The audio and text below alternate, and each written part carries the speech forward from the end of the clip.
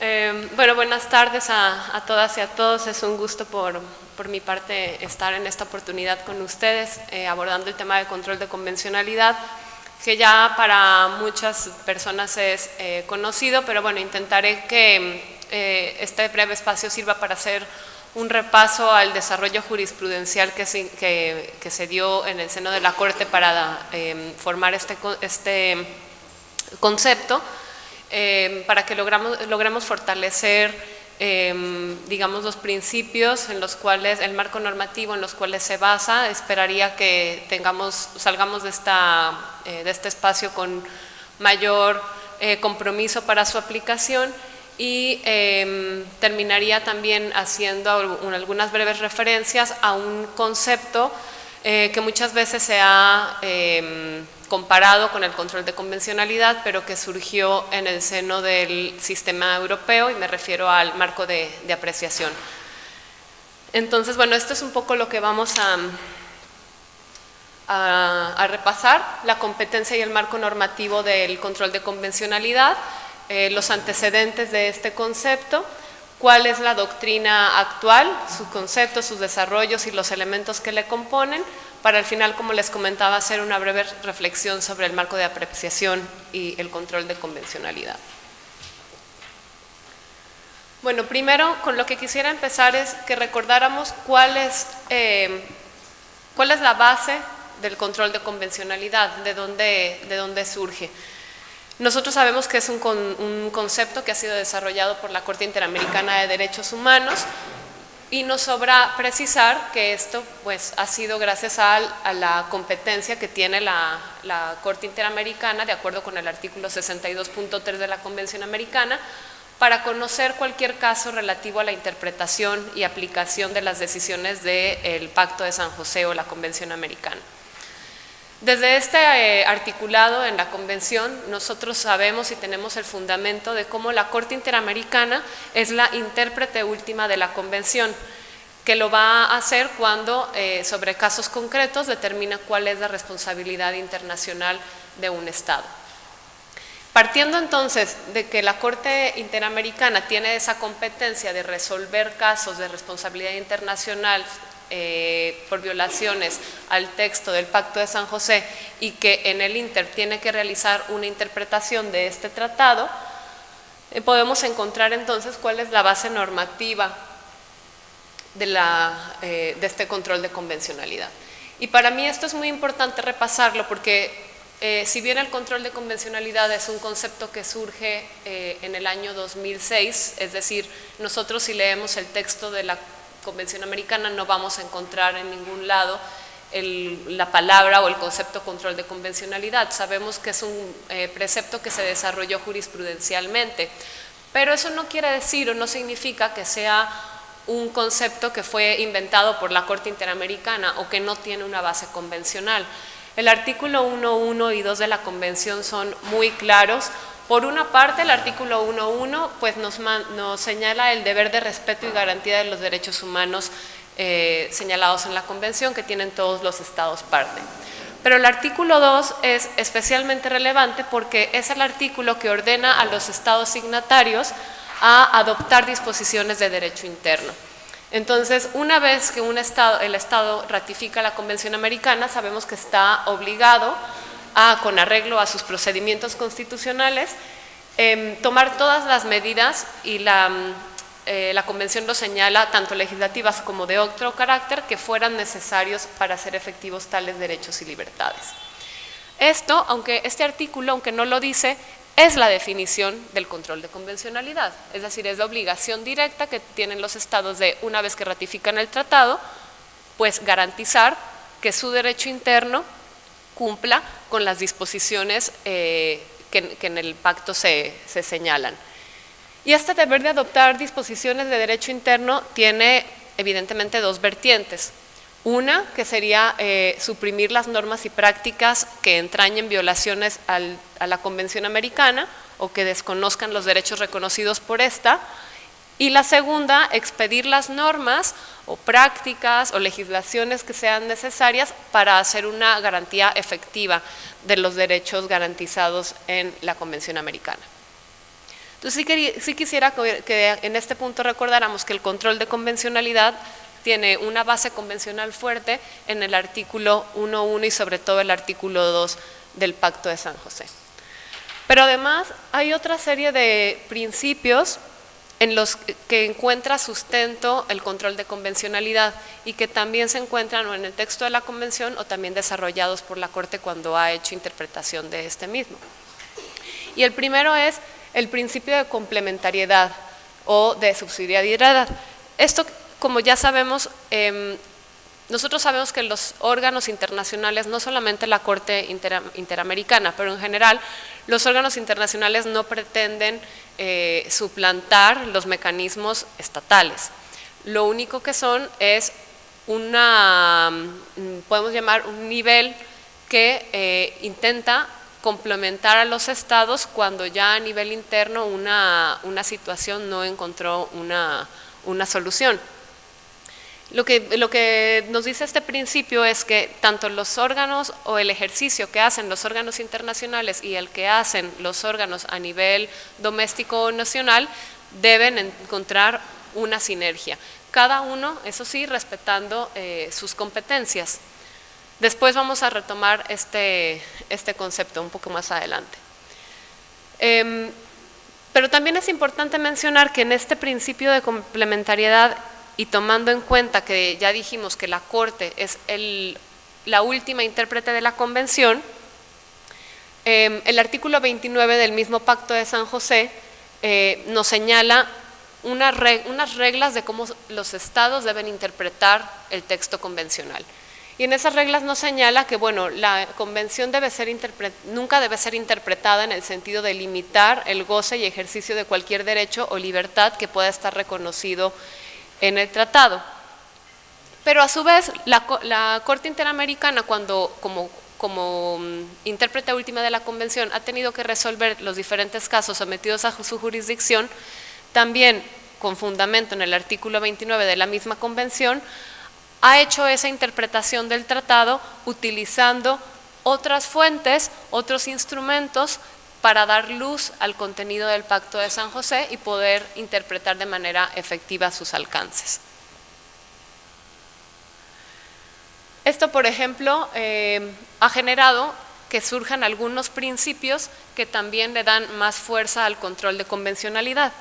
Y por ejemplo, en la opinión consultiva 5 sobre la colegiación obligatoria de periodistas de la Corte Interamericana, ahí la Corte nos señalaba que cuando en una misma situación son aplicables los preceptos de la Convención Americana y de otro tratado internacional, la norma que debe de prevalecer es aquella que sea más favorable a la protección de la persona. Y es lo que nosotros ya conocemos comúnmente como el principio pro homine o principio pro persona.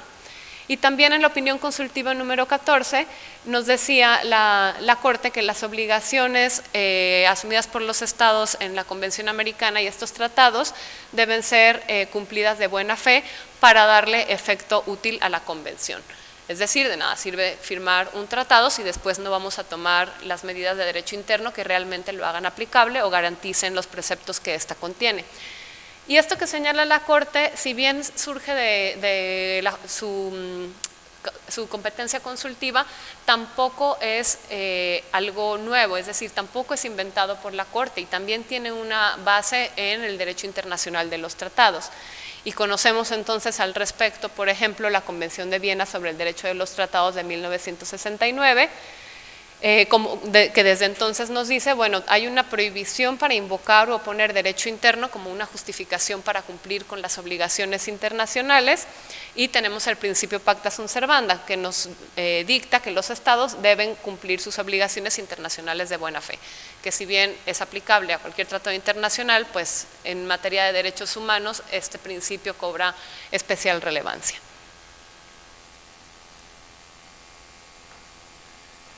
Con todo esto que acabamos de repasar, lo que quisiera que viéramos es cómo, independientemente de lo que la Corte Interamericana ha desarrollado como control de convencionalidad, sí existe un marco jurídico y de principios del derecho internacional que le dan sustento a la práctica de interpretar por una parte, el texto convencional y por otra parte, de aplicarlo al interior de los estados. No solamente, como me les menciono, en el seno del sistema interamericano, sino en general del derecho internacional. Pero ya cuando entramos a la jurisprudencia específica de la Corte Interamericana, desde su primer caso, Velázquez Rodríguez en 1987, ya se retomaba esa competencia que tiene la Corte, en la cual ante un acto es imputable al Estado una violación a los derechos reconocidos por la Convención por un acto del poder público. Y esta responsabilidad internacional de los estados no solamente puede ser por agentes o actores del mismo estado, sino también por otros hechos violatorios de derechos humanos que en un principio que no resulten imputables directamente al Estado, pero que también pudieran acarrear responsabilidad internacional porque el Estado pues haya conocido la situación y no haya adoptado la debida diligencia para prevenirla o que ésta no tuviera lugar. Y eso es algo que también nosotros ya hemos conocido y ya ha sido ampliamente desarrollado por la jurisprudencia de la Corte en términos de la responsabilidad internacional del Estado y la debida diligencia. Pero también lo quiero mencionar porque es un principio que sigue muy vigente y que ha tocado ya todos los extremos de la jurisprudencia interamericana. Por ejemplo, más recientemente en el caso Lagos del Campo, el primer caso en el cual la Corte Interamericana declaró la violación del artículo 26 de la Convención, es un caso también en donde esta responsabilidad internacional surge porque el Estado avaló una conducta irregular cometida en un principio por un particular, y este caso se vincula a derechos económicos, sociales, culturales y ambientales, que no vamos a profundizar, pero sí quisiera que vieran el alcance de la responsabilidad internacional para que después lo podamos relacionar con el control de convencionalidad. El control de convencionalidad ya como tal, aunque existe todo este marco jurídico y principios que le dan sustento en el cual puede descansar este concepto, empezó a surgir primero en los votos razonados, sobre todo del entonces juez Sergio García Ramírez, antes de que se permeara la jurisprudencia de la Corte. Y por ejemplo, en su voto razonado en el caso de Mirna Mac, esto es en 2003, el juez Sergio García Ramírez comentaba que, bueno, ante las responsabilidades del Estado en su conjunto, retomando lo que ya mencionamos antes, no solamente por agentes del Estado, sino otras que también, aunque no fueran por parte de sus agentes, puedan generarle responsabilidad internacional. Ante esos casos de responsabilidad, la Corte ejerce un control de convencionalidad. Y es en estos votos razonados cuando apenas empieza a forjar este concepto. Posteriormente, por ejemplo, en el caso Tibi, también no en la sentencia, sino en un voto razonado, el juez Sergio García Ramírez menciona que así como los tribunales constitucionales a lo interno de los estados controlan la constitucionalidad, pues el Tribunal Internacional, en este caso la Corte Interamericana, resuelve la convencionalidad. Y finalmente, en el voto del caso Vargas Areco en 2006, sí nos hace el juez Sergio García Ramírez la precisión de que el control de la Corte no pretende ser una última instancia de revisión interna, lo que conocemos como el principio de cuarta instancia, y por lo cual en un momento inicial mencionábamos el principio de complementariedad. Es decir, estos sistemas nacional e internacional se complementan, pero no quiere decir que la Corte Interamericana sea una cuarta instancia para resolver cualquier insatisfacción que haya habido a nivel interno. Algo muy importante también que me gustaría mencionar es, como vemos ya teníamos algunas aproximaciones a un concepto de control de convencionalidad en el marco de los votos razonados del juez Sergio García Ramírez. Sabemos que en 2006 fue la primera vez que el concepto control de convencionalidad surgió en el texto de una sentencia, pero ya había precedentes internos de convencionalidad por parte de los países. Es decir, la Corte ha observado que incluso antes de que ella misma desarrollar el concepto del control de convencionalidad, ya varios tribunales internos e incluso de rango constitucional antes de 2006 habían llevado adelante algunos esfuerzos de adoptar en sus decisiones internas la interpretación que de la convención había hecho la Corte. ¿Y por qué pongo atención en esto? Porque algunas voces recientes contrarias al control de convencionalidad normativo y los principios de derecho internacional que mencionábamos en un inicio.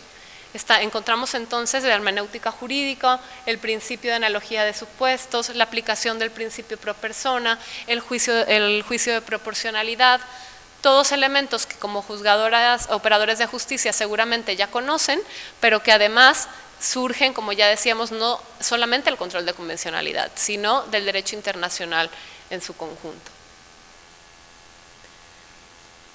Aún así, ha habido algunas situaciones en las que el control de convencionalidad no ha querido ser asumido como una obligación estatal.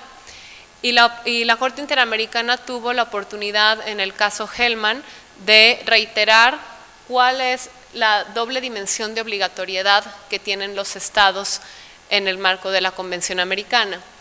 Y esto también se vincula con lo que les mencionaba anteriormente. Muchas veces el desarrollo está no solamente en sentencias de fondo. Este fue un desarrollo importante que hizo la Corte sobre la obligatoriedad y la responsabilidad internacional vinculada al control de convencionalidad, y no lo hizo en una sentencia de fondo, sino en una resolución de supervisión de cumplimiento de este caso Hellman.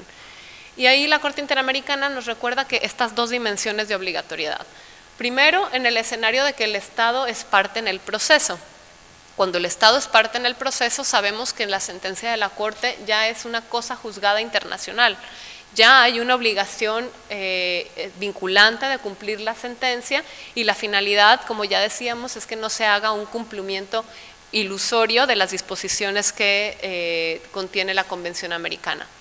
Pero también en el escenario de que el Estado parte no sea parte en ese proceso específico, la Corte nos recuerda que el Estado, aún sin haber sido el Estado condenado, es parte del tratado.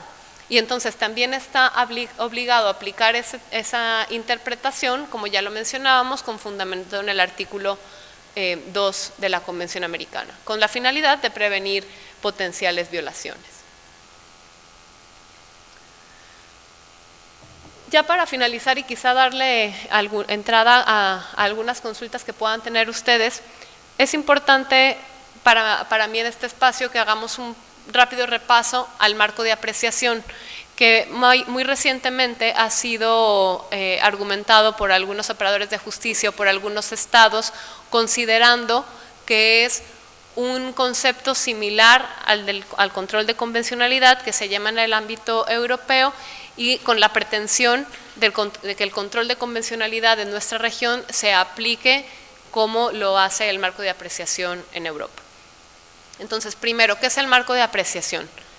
El marco de apreciación, al igual que el control de convencionalidad, es un concepto que ha sido desarrollado jurisprudencialmente.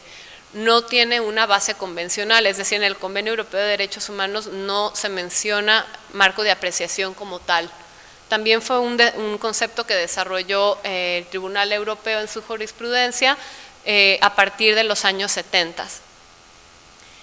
Como les mencionaba, no tiene una base convencional, pero después de su desarrollo jurisprudencial, sí en el seno del sistema europeo se generó el protocolo 15 que adopta el marco de apreciación y ya lo vincula directamente al Convenio Europeo de Derechos Humanos.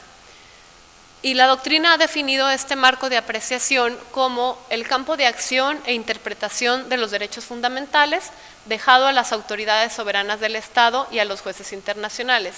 Este campo no es ilimitado, sino que se encuentra ubicado por el campo de protección del derecho limitado. Vamos a ver algunas características que ha tenido y me parece que lo vamos a entender mejor. Pero en principio, lo que debemos entender es que este concepto lo que hace es que ante algunos elementos que no están definidos, el tribunal, en lugar de entrar a interpretar esos elementos indefinidos que se vinculan al convenio, lo que hace es dejar esa interpretación a la apreciación del Estado en cuestión. ¿Cuáles son sus principales características? Bueno, que descansa en el principio de complementariedad que ya mencionábamos. Surge bajo esta idea de que como los órganos internacionales son complementarios al orden nacional y busca no intervenir en sus competencias, solamente se referirá para hacer una revisión en algunos casos sobre cómo ha hecho el Estado en cuestión ese marco de apreciación. Entonces su fundamento es el no entrar a darle contenido a ciertos elementos, es complementar al Estado, es decir, darle la oportunidad al Estado de que sea quien genere esa interpretación, y solo en casos en el que se tenga que hacer una revisión entraría el órgano internacional. El marco de apreciación también permite la restricción de derechos, pero con pruebas si son proporcionales. Esto es algo que también el Tribunal Europeo ha hecho, y de hecho ese fue el caso en el cual surgió por primera vez el concepto del marco de apreciación. Nosotros sabemos que los derechos humanos, algunos de ellos no son ilimitados en el sentido de que en algunas situaciones y contextos pueden encontrar ciertas restricciones que son legales y que son legítimas. Eso lo sabemos y la Corte Interamericana también así lo ha abordado en su jurisprudencia. La diferencia es que el Tribunal Europeo lo que ha hecho en algunos de los casos cuando analiza las restricciones que los estados ponen a cierto goce efectivo de derechos es que deja ese análisis a los estados, no lo hace el tribunal. Y lo único que hace el tribunal es después una verificación de si esa medida fue proporcional por parte del Estado. Situación que también ha realizado la Corte Interamericana, pero después vamos a ver cuál es la diferencia. El marco de apreciación también habilita al Estado a evaluar en qué medidas las diferencias en situaciones similares justifican un tratamiento diferente. Este es otro del tipo de casos en los que el Tribunal Europeo ha aplicado el marco de apreciación. Y en esa aplicación desigual de la ley, en algunos casos concretos, también el tribunal ha dejado que sean los propios estados quienes generen e interpreten cuáles son los principios para generar esa distinción. Algo muy importante también es que el marco de apreciación puede ampliarse o restringirse dependiendo de si existe una base común en los estados parte. Y si nosotros revisáramos toda la jurisprudencia, o no toda, pero algunos casos más emblemáticos del Tribunal Europeo cuando ha utilizado el marco de apreciación, podemos ver que es muy común que el Tribunal Europeo, dependiendo de si existe un consenso regional, aplica o no el marco de apreciación. Entonces, por ejemplo, en la medida de que determinada situación esté mayormente legislada en los estados parte, considera que esa es la respuesta.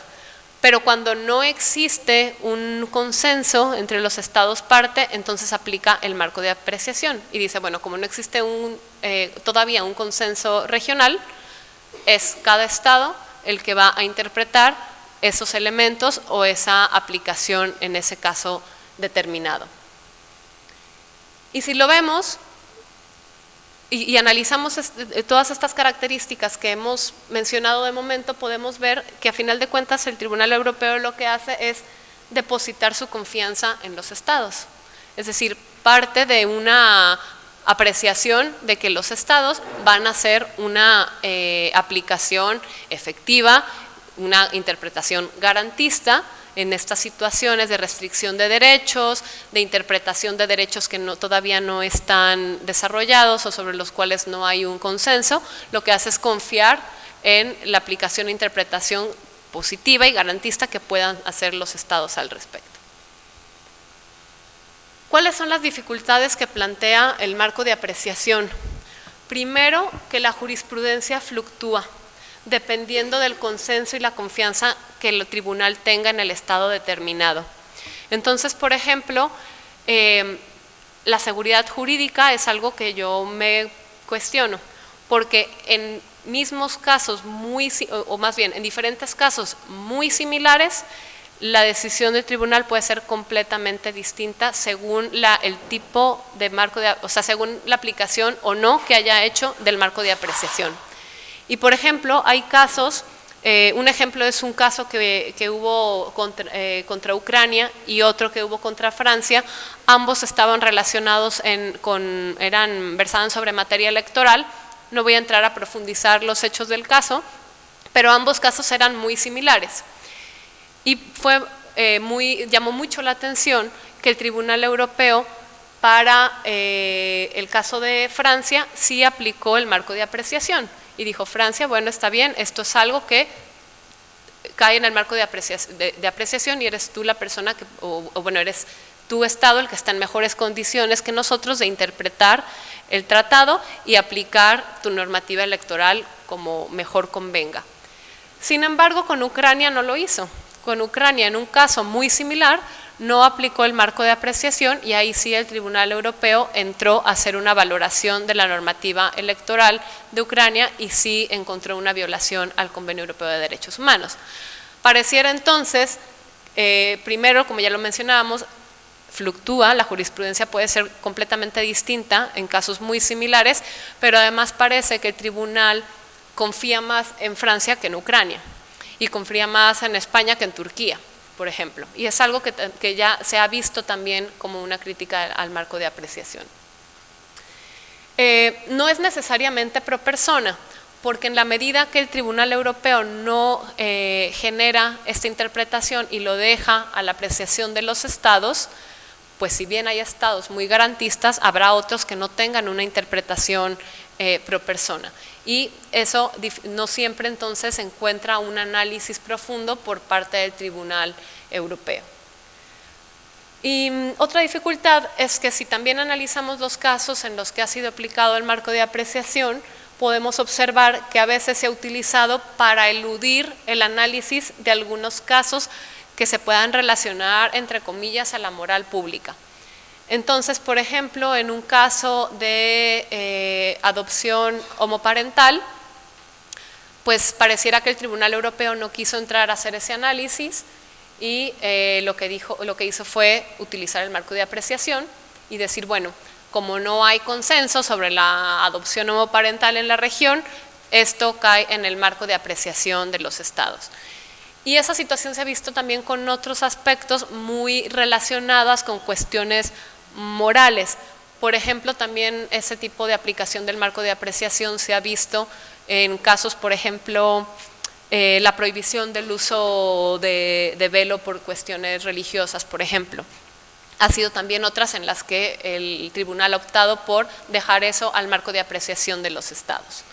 Entonces, pareciera que cuestiones coyunturales, importantes, que plantean un debate de derechos, sigue quedando al arbitrio de los estados bajo la concepción cultural o tradicional que pueda tener cada una de ellas, sin tener complementariamente un aporte de análisis jurisprudencial por parte del órgano encargado o competente para darle luz al tratado. Entonces, esta es otra de las dificultades que plantea.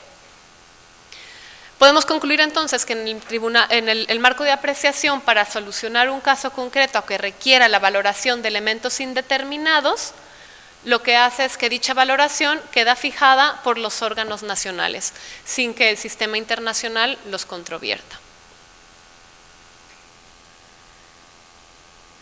¿Cuál es la aplicabilidad o no del marco de apreciación en el sistema interamericano? Y si quisiera, y por eso destiné la primera parte de esta conversación a repasar principios y marco normativo, que estoy segura que se saben de memoria, pero aquí vuelven a tener importancia otra vez.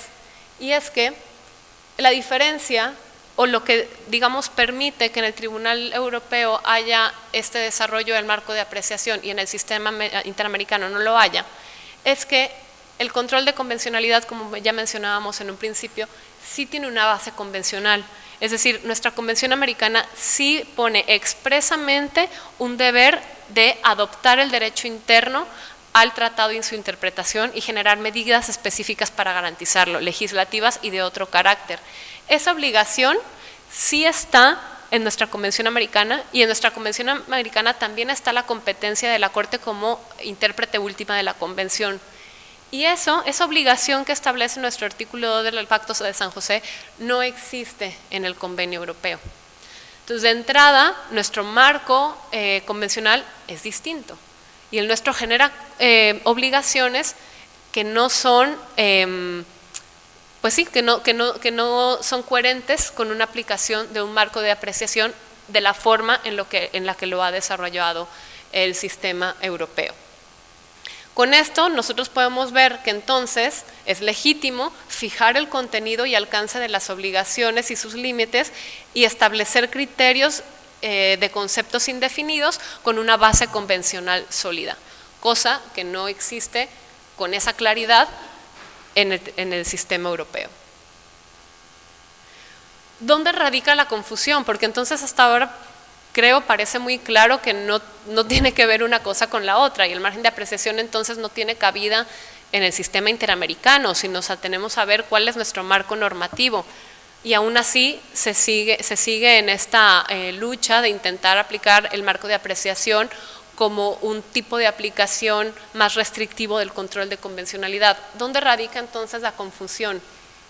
Bueno, es que evidentemente los estados tienen facultades para implementar los derechos en el ámbito interno a la luz de las condiciones fácticas y jurídicas prevalecientes. Obvio, es decir, eso es natural. Se sigue un tratado, el estado se obliga a adoptar su derecho interno a esto, pero ¿cómo lo va a hacer? Obviamente eso queda en el análisis que pueda y competencias y marco legal que tenga el propio Estado. Evidentemente la Corte Interamericana ni ningún órgano va a ir Estado por Estado revisando su legislación interna y diciéndole cómo debe aplicar cada uno de los preceptos. Evidentemente eso queda a juicio de los Estados parte. Entonces eso claro que es un margen nacional de actuación, no margen de apreciación. Y quizá la confusión viene de que entendemos este margen nacional que tenemos para elegir el modo de desarrollar las disposiciones del pacto como un símil al margen de apreciación. Y no es lo mismo. Por lo tanto, no debe de confundirse la discrecionalidad que da el marco de apreciación para cuestionar o disminuir la obligación de cumplimiento que tienen los estados en nuestro sistema. El marco y eso está muy claro en el artículo 68.1 de nuestra convención, es decir, también nuestra convención no deja muy claro la obligatoriedad de la aplicación de la convención, de las sentencias de la Corte y después por ende de su interpretación. No nos da espacio la convención para tener dudas sobre la obligatoriedad de este. Sin embargo, el marco de apreciación sí es un espacio de inhibición de la protección internacional, como en nuestro sistema interamericano no sucede. La pregunta entonces que muchas personas se hacen es si la Corte Interamericana ha acogido el marco de apreciación en su jurisprudencia. Y yo diría que no.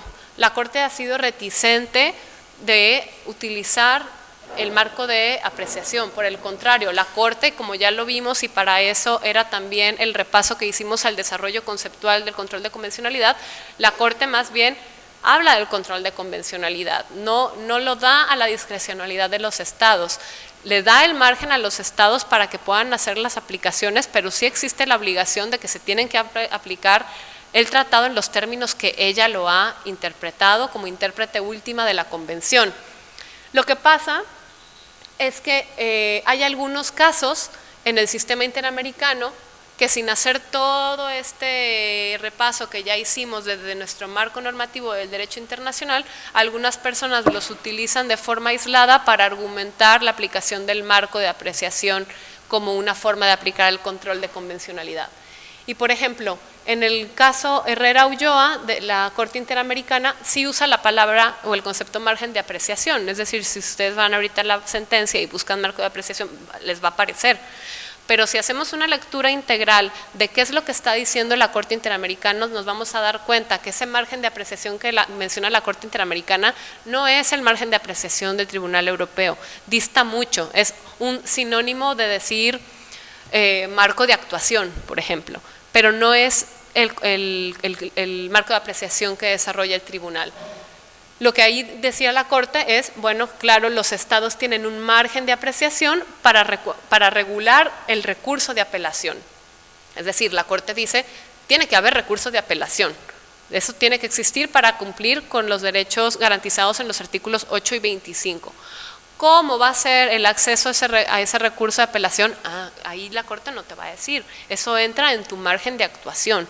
Tú sabes mejor que nosotros cuál es la forma en tu sistema jurídico normativo de generar ese recurso. Pero la Corte entonces sí hizo una valoración de cuáles son los elementos mínimos para garantizar el 825. Si en este caso se hubiera aplicado el marco de apreciación como lo aplica el Tribunal Europeo, lo que hubiera dicho la Corte es cómo garantizar el artículo 8 y 25, tú lo decides Estado. Y ya quedaría en la consideración del Estado entonces si el recurso de apelación es o no necesario para garantizar el artículo 8 y 25.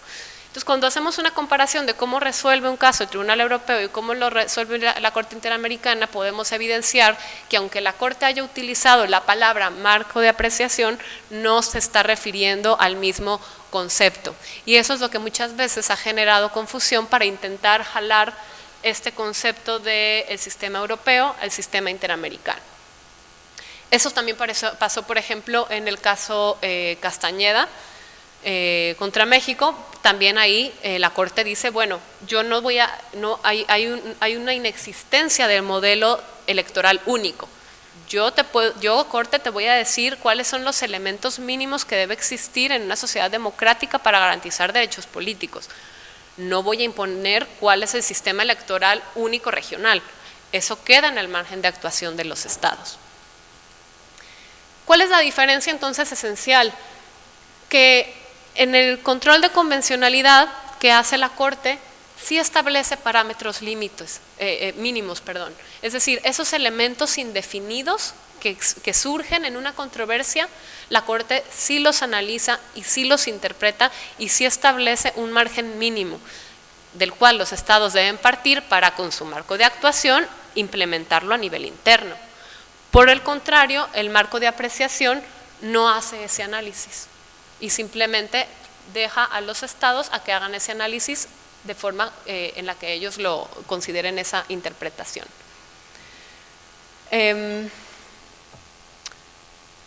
¿Cuáles serían entonces algunas reflexiones con las que yo quisiera cerrar y quizá mejor si tienen algunas consultas o comentarios que podamos conversar sobre ello?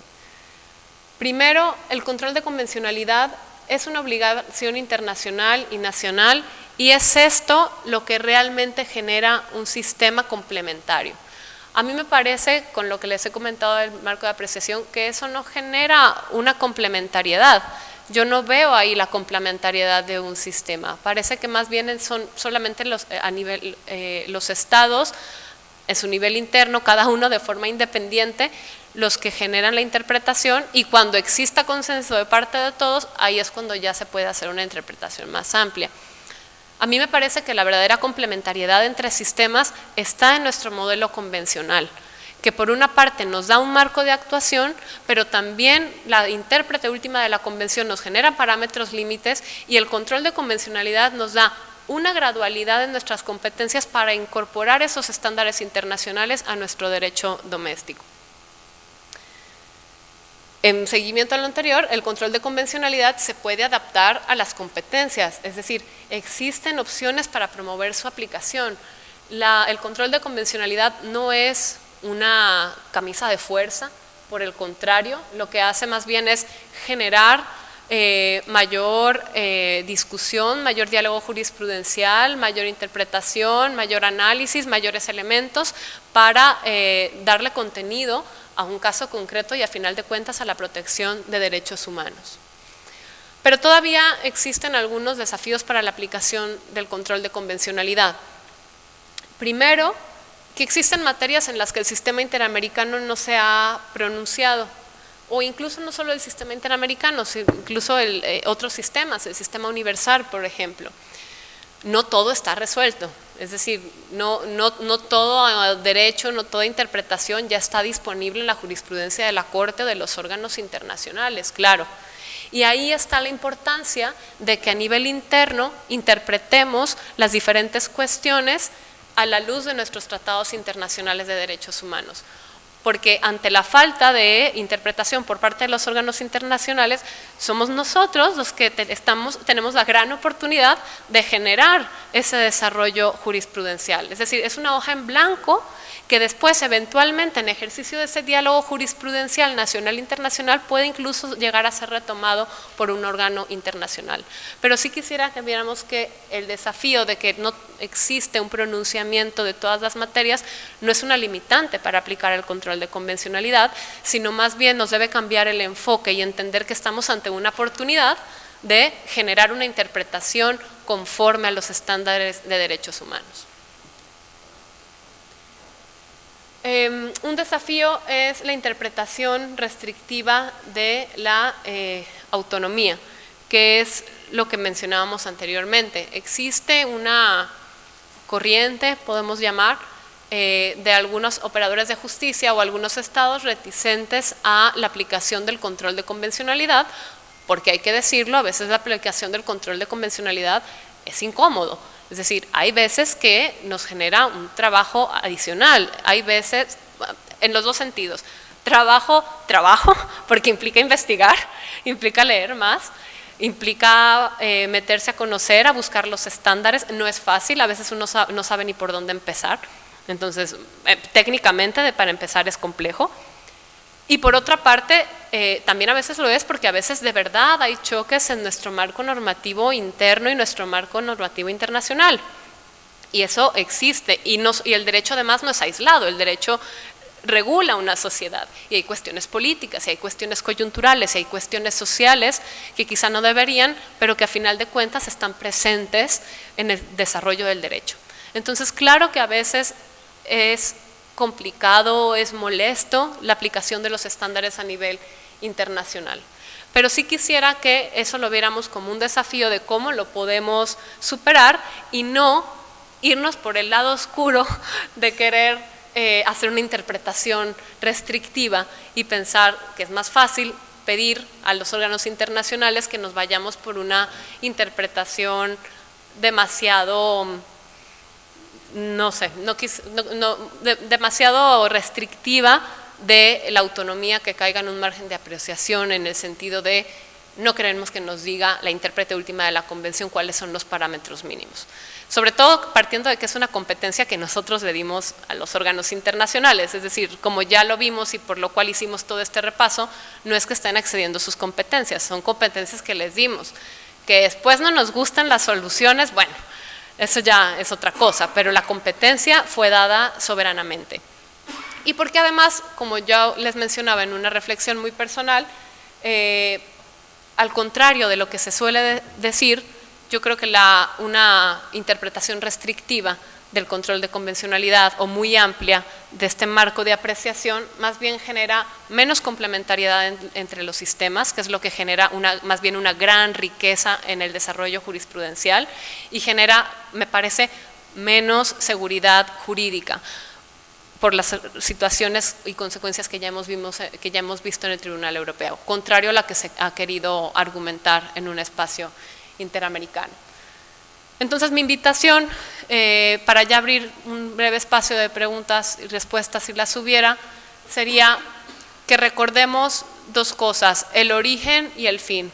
El origen, el control de convencionalidad no fue inventado, lo único que hizo la Corte fue ponerle nombre a la obligación principal del instrumento. Y el fin es la prevención, es evitar futuras violaciones. Y qué mejor que no sean a raíz de una sentencia, una condena que ya significa impunidad, que ya significa una persona o un grupo de personas sufriendo una violación de derechos humanos por muchos años, sino que por el contrario, sea una prevención de esas violaciones, sea una actuación garantista de nuestra parte. Y sí, este mensaje va mucho para ustedes, que son en su mayoría funcionarios y funcionarias públicas, porque somos muy tendientes cuando hablamos en abstracto a hablar del Estado. El Estado está obligado, el Estado son ustedes. y pues yo también, pero ustedes más, porque ustedes sí son funcionarios. Es decir, el Estado se traduce en sus agentes. Son ustedes, con la aplicación del control de convencionalidad, que pueden evitar esas violaciones o repararlas en caso de que ya se hayan dado. Entonces me parece no solamente una obligación internacional, sino un tema de una ética profesional. Así que este sería mi mensaje. Muchas gracias por la atención y cualquier duda la podemos también resolver. Gracias.